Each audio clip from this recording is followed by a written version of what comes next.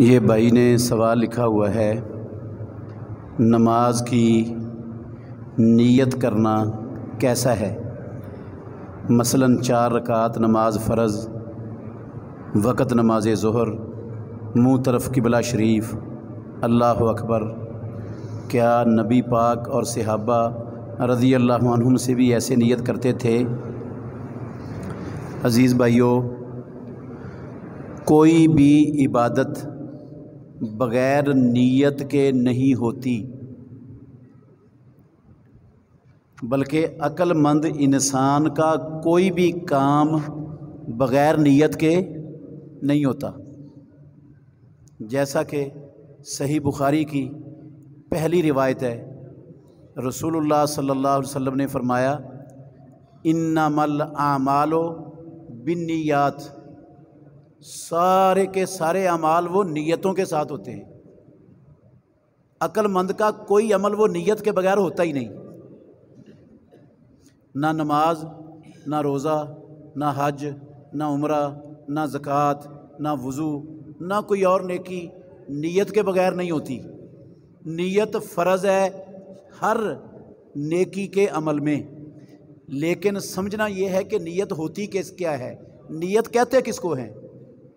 عزیز بھائیو، نیت زبان سے الفاظ بولنے کا نام نہیں ہے۔ یہ ہم نے غلط سمجھ لیا ہے کہ نیت کرنے کا مطلب ہے اس زبان سے الفاظ ادا کرنا، اس کو نیت کرنا نہیں کہتے۔ نیت دل کے ارادے کا نام ہے۔ جو چیز آپ کو آپ کے گھر سے، آپ کے دفتر سے، آپ کی دکان سے، فیکٹری سے اٹھا کر لے آئی، مسجد میں لے آئی، اس چیز کا نام کیا ہے؟ نیت۔ آپ کیوں آئے مسجد میں؟ کوئی کاروبار کرنے کے لیے تو آئے نہیں ہیں، نہ آپ کوئی خبریں سننے یا سنانے کے لیے آئے ہیں۔ مسجد میں بندہ کس لیے جاتا ہے؟ نماز پڑھنے کے لیے، اور اس کو پتہ ہوتا ہے کہ کون سی نماز کا ٹائم ہے، میں کون سی نماز پڑھنے جا رہا ہوں، یا اس کو نہیں پتہ ہوتا، وہ زور کے ٹائم آ رہا ہو اور اس کو یہ پتہ ہو کہ میں فجر کی نماز پڑھنے جا رہا ہوں یا عشاء کی نماز پڑھنے جا رہا ہوں، کیا ہوتا ہے اس کے ذہن میں؟ وہ جو چیز دل کے اندر موجود ہے نا، اسی کا نام نیت ہے۔ نیت کا مطلب یہ ہوتا ہے۔ باقی زبان سے کہنا کہ 4 رکعت نماز فرض پیچھے اس امام کے منہ کعبے کی طرف، ظہر اثر فلاں ٹمکاں، یہ نہ رسول اللہ صلی اللہ علیہ وسلم نے پڑھا ہے، نہ اللہ کے نبی نے سکھایا ہے، نہ صحابہ نے پڑھا ہے۔ حتیٰ کہ ائمہ اربعہ، امام ابو حنیفہ، امام مالک، امام شافعی، امام احمد بن حنبل رحمۃ اللہ علیہ کی فقہوں میں بھی یہ والے الفاظ موجود نہیں ہیں۔ انہوں نے بھی نہیں تعلیم دی کہ زبان سے اس طرح کے الفاظ پڑھنے ہیں۔ یہ لوگوں نے اپنے پاس سے ہی ایجاد کر لی ہیں، ان کا اسلام سے، دین سے کوئی تعلق نہیں ہے۔ آج کل یہ جو جلوس نکل رہے ہیں، ان کا قرآن و حدیث میں کیا حکم ہے؟ بھئی اگر تو کوئی اس کو ثواب سمجھ کر، نیکی سمجھ کر، عبادت سمجھ کر، اللہ کے تقرب کا ذریعہ سمجھ کر کرتا ہے تو بدعت ہے۔ یہ کیا ہے؟ بدعت ہے، کیونکہ دین اللہ کے نبی کی زندگی میں مکمل ہو گیا تھا۔ جو عبادت تھی وہ سب کچھ اللہ کے نبی نے بتا دی ہے۔ تو اللہ کے نبی نے بھی اس طرح کے جلوس نہیں نکالے، صحابہ نے بھی نہیں نکالے، محدثین نے بھی نہیں نکالے، ائمہ فقہا نے بھی نہیں نکالے، کسی نے نہیں نکالے۔ یہ اس طرح کے جلوس غیر مسلموں کی نقالی میں ہمارے مسلمانوں کے اندر رائج ہو گئے۔ تو اگر کوئی اس کو ثواب سمجھ کے، نیکی سمجھ کے، اللہ کے تقرب کا ذریعہ سمجھ کے کرتا ہے تو وہ مجرم ہے، گناہ گار ہے، اس کو ثواب نہیں ملے گا، گناہ ملے گا۔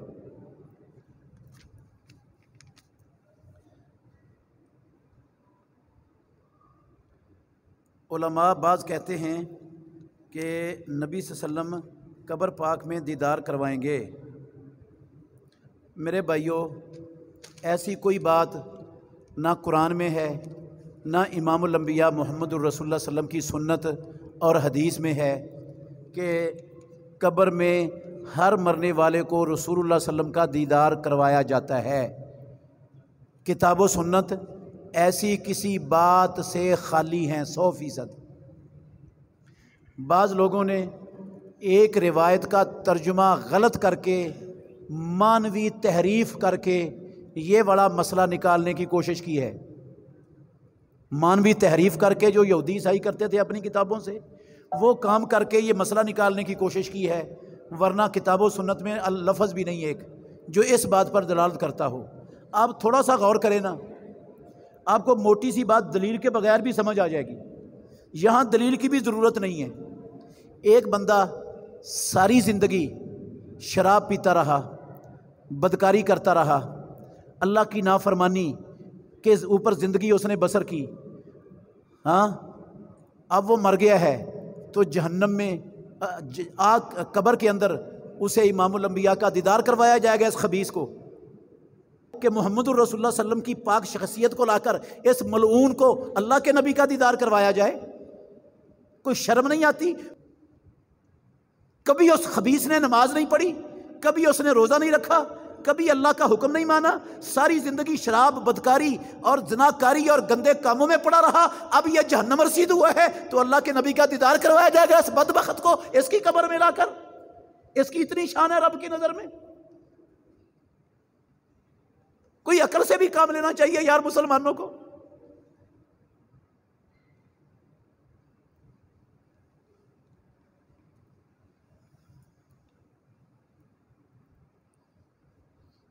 ہمارے گاؤں میں علی پور کے پیر آئے تھے، وہ کہتے ہیں ہم بھی قبر میں آئیں گے، اس کی ویڈیو بھی موجود ہے۔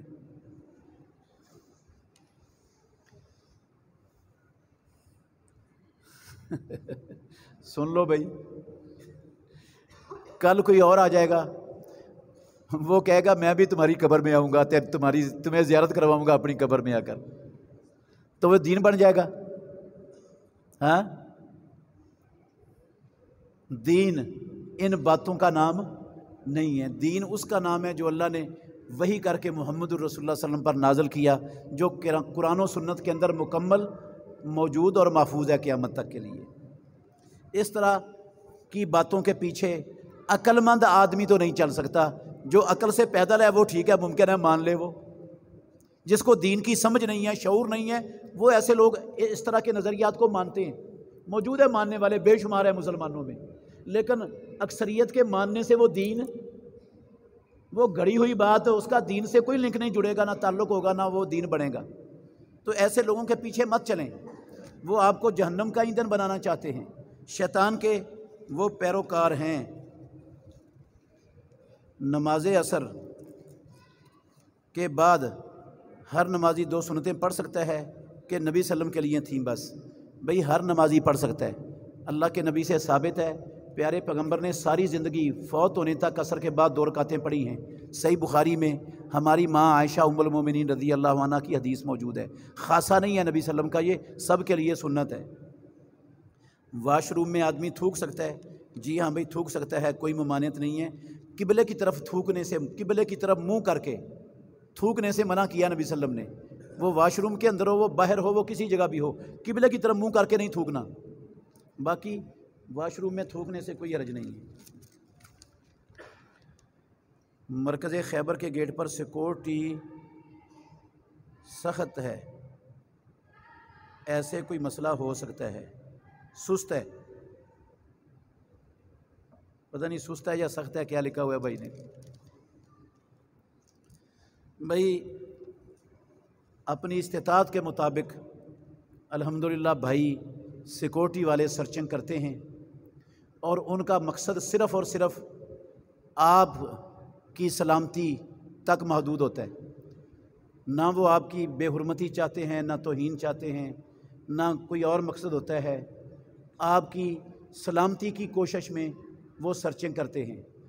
تو ہمیں خوشی سے سرچنگ کروا دینی چاہیے، تاکہ کوئی ناخوشگوار واقعہ، کوئی سازش کرتا ہے تو وہ کامیاب نہ ہو سکے اس میں۔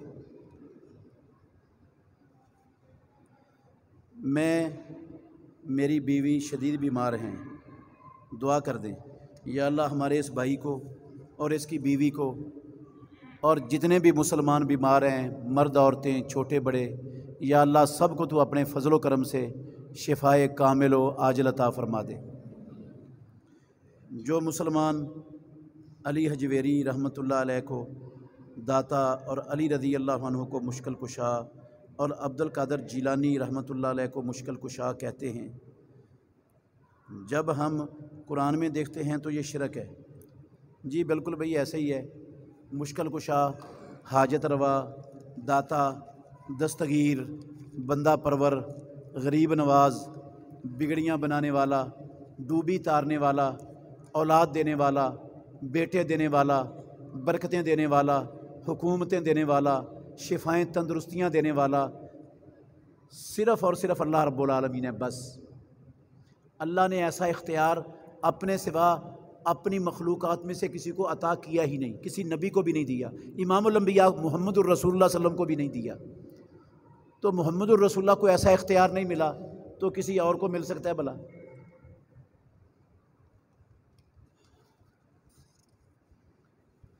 जब बच्चा छोटा फौत हो जाए तो उसे कब्रिस्तान के बाहर दफन कर देते हैं।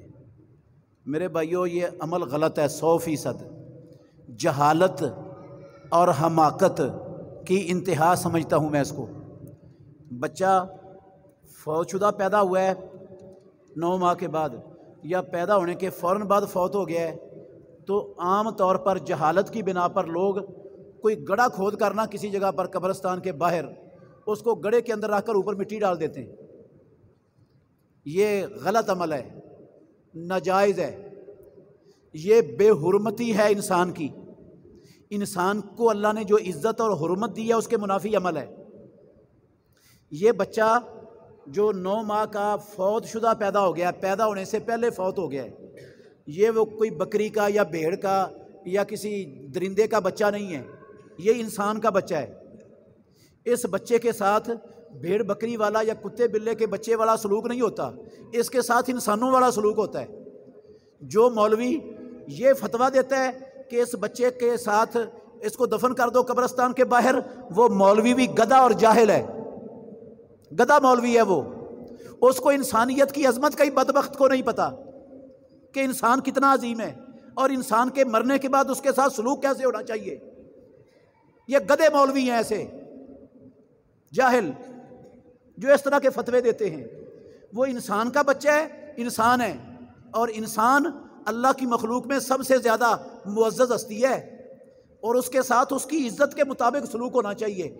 उसका जनाजा पढ़ना भी साबित है रसूलुल्लाह सल्लल्लाहु अलैहि वसल्लम से। सुनन अबू दाऊद में हदीस है, प्यारे पैगंबर ने कहा अस्सिक़्तो युसल्ला अलैहि, जो मुर्दा बच्चा पैदा हो जाए ना, वक़्त से पहले पैदा हो जाए, पूरा बना हुआ है बच्चा इंसान का, तो उसका भी जनाजा पढ़ा जा सकता है। अलबत्ता जनाजा पढ़ना फ़र्ज़ नहीं है, पढ़ लेंगे तो आपको सवाब मिलेगा, नहीं पढ़ेंगे तो गुनाह नहीं है। लेकिन उसको गुस्ल भी देना लाजिम है, उसको कफन पहनाना भी फ़र्ज़ है, और उसको कब्रिस्तान के अंदर कब्र में दफन करना फ़र्ज़ है, खड्डे में नहीं दफन करना।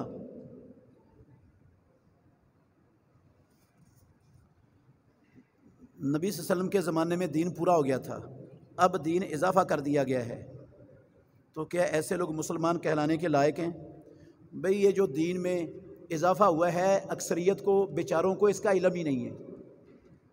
उनको दीन सही मानों में समझाया ही नहीं गया, ना उन्होंने ख़ुद समझने की कोशिश की है और ना जिनको दीन की सही मानों में समझ थी उन्होंने समझाने का हक़ अदा किया है, उन्होंने हक़ भी अदा नहीं किया। तो जिसको सिरे से पता ही नहीं कि दीन क्या है, वो अपने बाप दादे को देखता आ रहा है, मुआशरे को देखता आ रहा है, जैसे वो कर रहे थे वैसे वो कर रहा है और दीन समझ के कर रहा है। उस बेचारे को पता ही नहीं, तो उसको मुसलमानों से खारिज नहीं आप कर सकते, कुफर का फतवा लगाना जायज़ नहीं है उस पर। उसको काफिर करार देना, इस्लाम से खारिज करना आपका कोई हक़ नहीं है।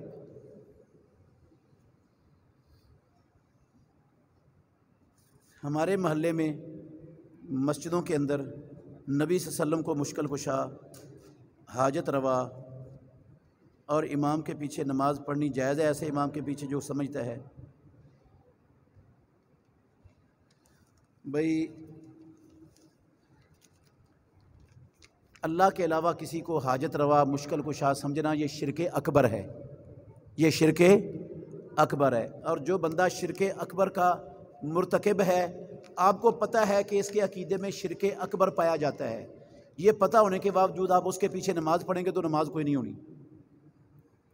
بغیر غسل کے روزہ رکھ سکتے ہیں یا نہیں؟ بھئی رکھ سکتے ہیں۔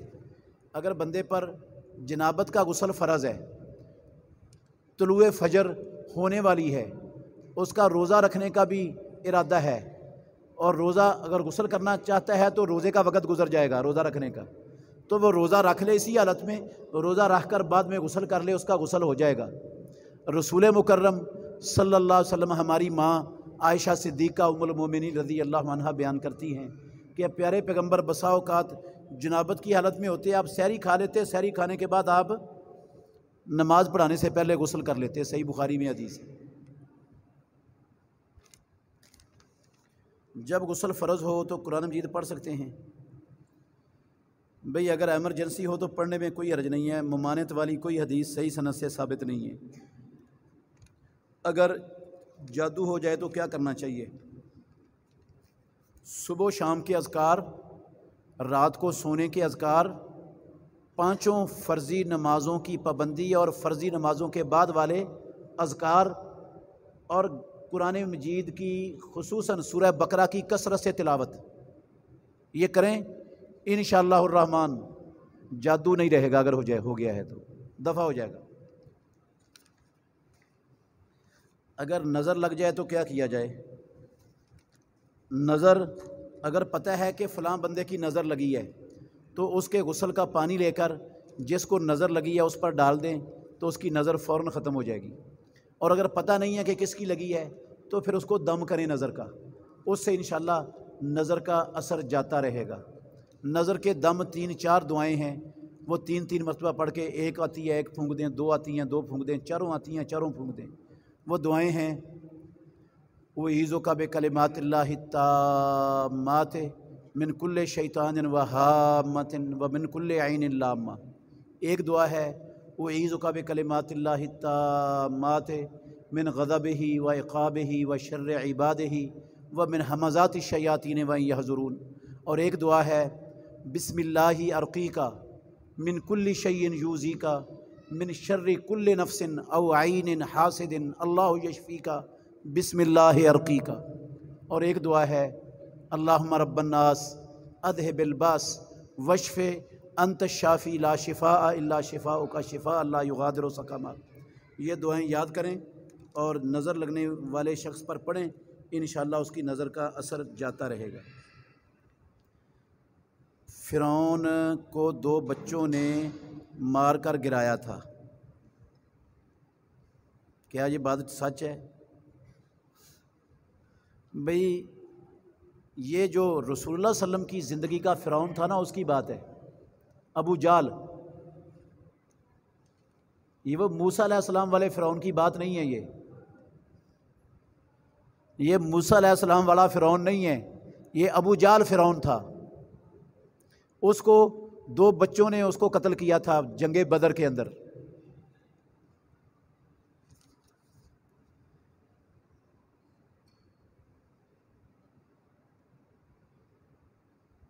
کچھ لوگ کہتے ہیں کہ رفع دین کرو یا نہ کرو تو نماز ہو جاتی ہے، کچھ کہتے ہیں نہیں ہوتی، صحیح بات کیا ہے؟ عزیز بھائیو، رسول اللہ صلی اللہ علیہ وسلم کا حکم ہے صلو کما رأیتمونی اصلی، اس طرح نماز پڑھو جس طرح مجھے محمد الرسول اللہ کو نماز پڑھتے ہوئے تم نے دیکھا ہے۔ اللہ کے نبی نے پوری نبوی زندگی ایک نماز کی 1 رکعت بھی رفع الیدین کے بغیر نہیں پڑھی ہے، تو جو رفع الیدین کے بغیر پڑھتا ہے رسول اللہ والی نماز کوئی نہیں پڑھتا، اس کی اللہ کے نبی والی نماز کوئی نہیں ہوتی۔ باقی کسی مولوی صاحب والی، اس کے ابے والی، دادے والی ہو جائے تو مجھے نہیں پتہ، اور رسول اللہ والی نماز نہیں ہوتی۔ صدقہ حقدار شخص کو دینا چاہیے یا سر پر گھما کر پھینکنا چاہیے؟ جو لوگ پھینکنے کا کہتے ہیں ان کے خیال میں جانور، کیڑے مکوڑے اور اللہ کی بہت ساری مخلوق مستفید ہوتی ہے۔ بھئی یہ سر کے اوپر گھما کر صدقے کو جانوروں کے لیے پھینکنا، یہ نہ اس کا اللہ نے حکم دیا ہے، نہ رسول اللہ نے حکم دیا، نہ اللہ کے نبی نے کیا، نہ صحابہ نے کیا، نہ ائمہ 4 نے کیا، نہ کسی نے کرنے کا حکم دیا۔ یہ طریقہ صدقہ کرنے کا ہے ہی نہیں اسلام میں. یہ صدقہ کرنے کا ہندوؤں کا طریقہ ہے، مسلمانوں کا نہیں ہے. اسلام میں یہ والا طریقہ نہیں ہے. یہ جو گدے، الو کے پٹھے، یہ جو بیچ رہے ہوتے ہیں گردوں کے ٹکڑے کر کے سڑکوں پر، صدقہ کرو جی، یہ کووں کو وہ الو کے پٹھے ہی وہ ہیں، اور الو کے پٹھے وہ صدقہ کرنے والے ہیں سارے. وہاں سے وہ 10 روپے کا وہ چھاپر لیتے ہیں اور کووں کو اوپر پھینک کے کھلا دیتے ہیں، لو یہ صدقہ ہو گئے. حماقت، جہالت، بے وقوفی کی انتہا ہے. یہ ایک ذرے کے برابر اس صدقے کا ثواب نہیں ملتا ہے آپ کو. آپ پیسے برباد کر رہے ہیں، بلکہ انشاءاللہ مجھے اللہ سے غالب گمان ہے گناہ ملے گا اس کو. کیوں؟ اس لیے گناہ ملے گا کہ کووں کے بارے میں امام الانبیاء محمد الرسول اللہ صلی اللہ علیہ وسلم نے فرمایا جہاں ملے کوا قتل کر دو، اس کو حرم میں بھی معاف نہیں کرنا. کوا تو واجب القتل ہے اور اس کو آپ گوشت کھلا کے موٹا کریں، ماشاءاللہ. اللہ کے نبی کہتے ہیں قتل کرو، اور یہ گدھے کہتے ہیں کہ نہیں ان کو صدقہ کرو، پیسے دو ہمیں، گوشت کھلاؤ ان کو. کوئی شرم آنی چاہیے یار صدقہ کرتے ہوئے. یہ صدقے کا کون سا انداز ہے، کون سا طریقہ ہے صدقے کا؟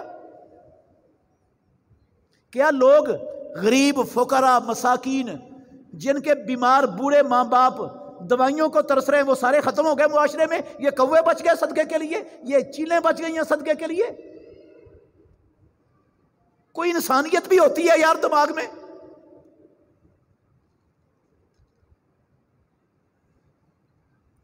انسان سارے فوت ہو گئے جو صدقے کے مستحق ہے، چیلے اور کوے بچ گئے، ان کو کھلاؤ صدقے. پتہ نہیں کہاں سے یہ جہالت، یہ حماقت لوگوں کے اندر، مسلمانوں کے اندر آ گئی، اور ہم نے سینے سے لگا لی اور ثواب سمجھ کر کرتے جا رہے ہیں. گدوں والا کام.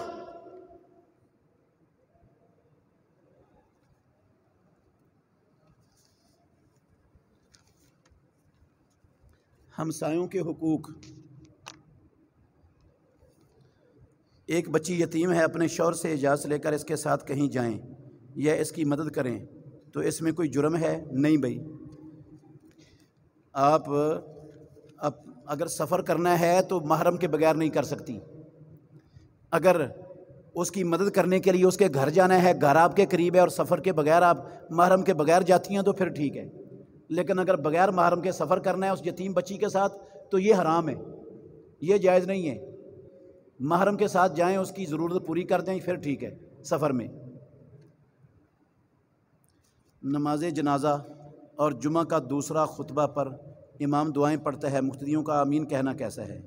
بھئی صحابہ سے تو ثابت نہیں ہے، اپنی اپنی دعائیں کرنی چاہیے سب کو. مقتدیوں کو بھی اپنی دعا کرنی چاہیے، امام کو بھی اپنی دعا کرنی چاہیے.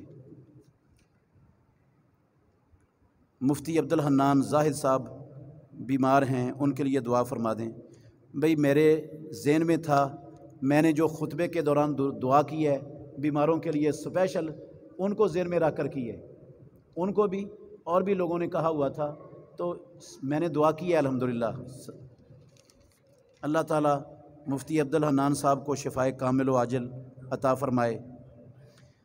میرے چاچو زاد بھائی کچھ دن پہلے ایکسیڈنٹ ہوا تھا، دماغ پر کافی چوٹ لگی ہے، ابھی تک مکمل ہوش میں نہیں ہے.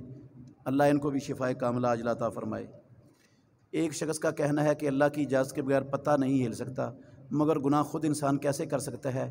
اس کا کہنا ہے اچھائی اور برائی دونوں کس طرف سے ہیں؟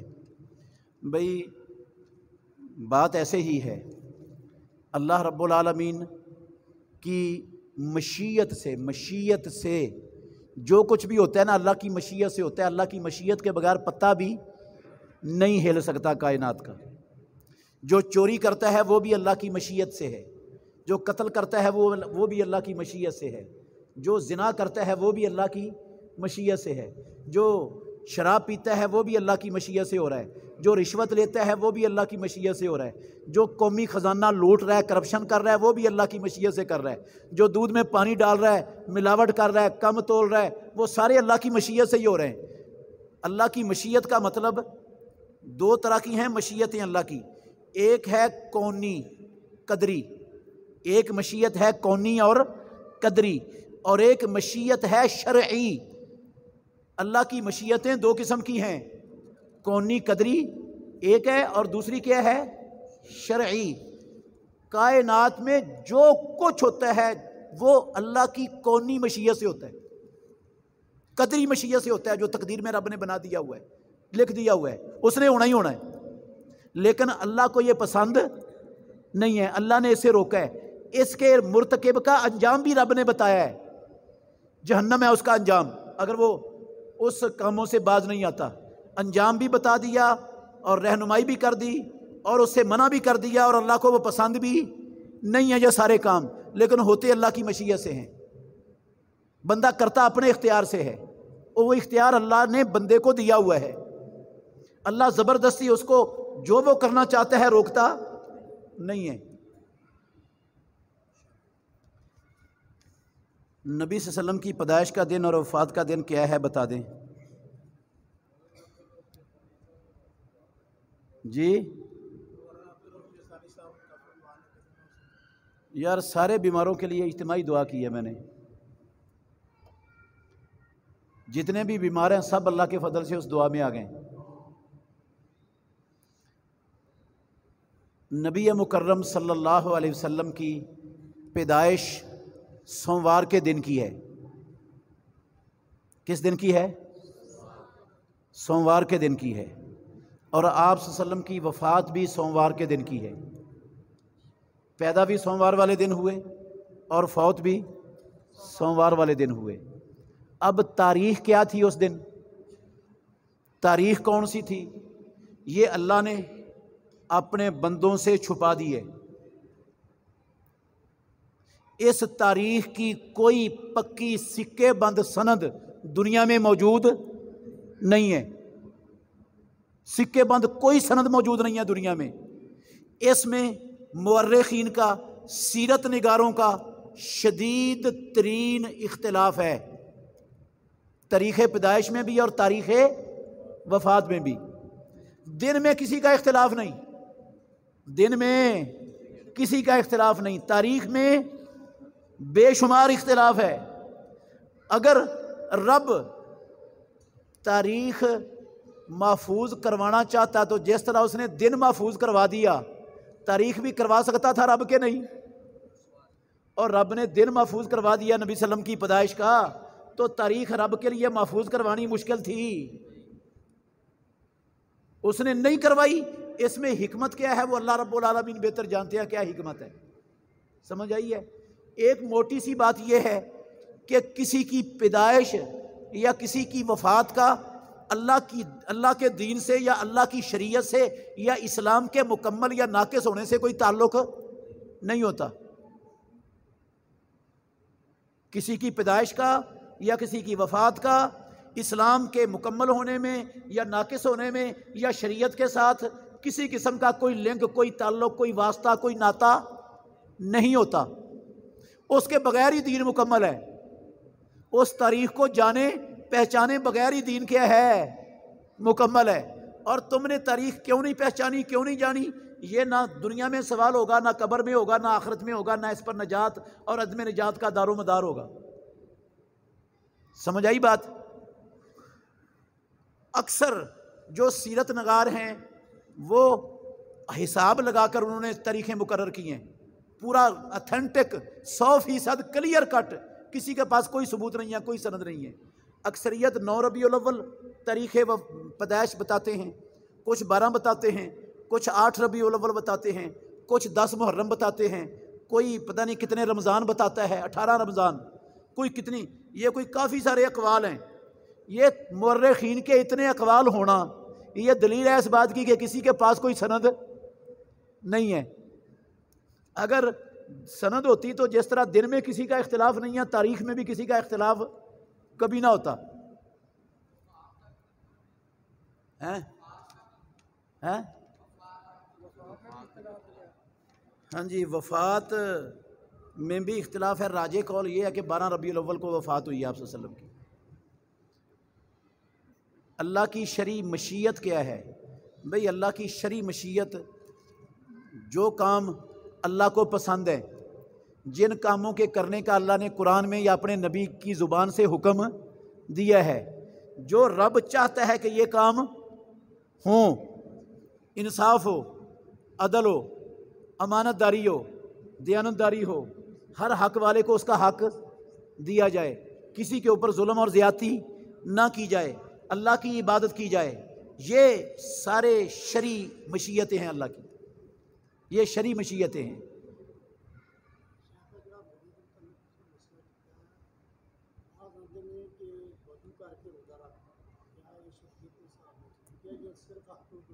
ہاتھ دھو کے رکھ لو، بس کافی۔ سبحانک اللہم ربنا و بحمدک